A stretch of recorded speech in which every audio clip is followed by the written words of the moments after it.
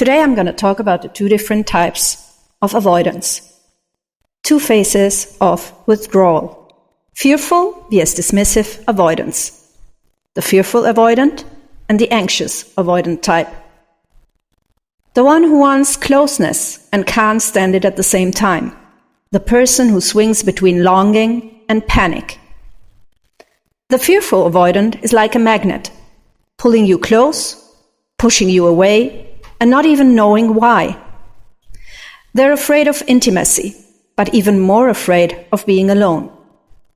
The dismissive avoidant, the emotional control freak, or if you want it more sarcastic, the one who pretends they don't need anyone until you actually leave. They call it independence. Psychology calls it suppression. One fears feeling too much, and the other fears feeling nothing at all.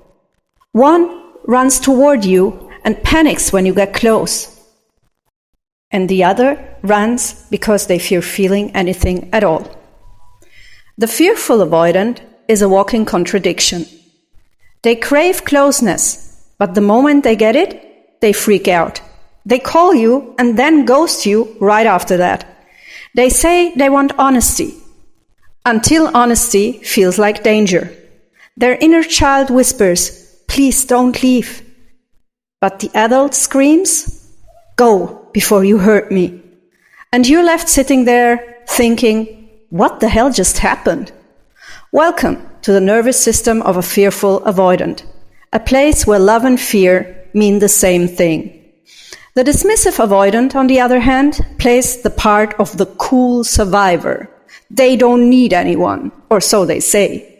And for a moment you almost believe them. They look composed, rational, independent, but you know what control really is? The fear of collapsing if you lose it. This is the kind of person who would rather stay silent for a year than admit they miss someone. They laugh secretly behind locked doors inside their own mind. And if you ask why they can't open up, they'll say, "I'm just not the emotional type," which really means, "I learned that closeness hurts." So there they are, two people with the same wound, but different survival strategies. One fears not being enough, the other fears feeling too much, and both call themselves complicated, when really they're just hurt. So how do you deal with them? With patience, with space, with honesty, but never pressure.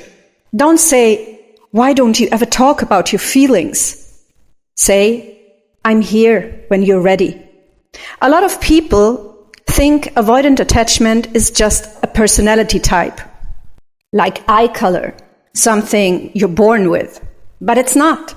It's not genetic, not destiny.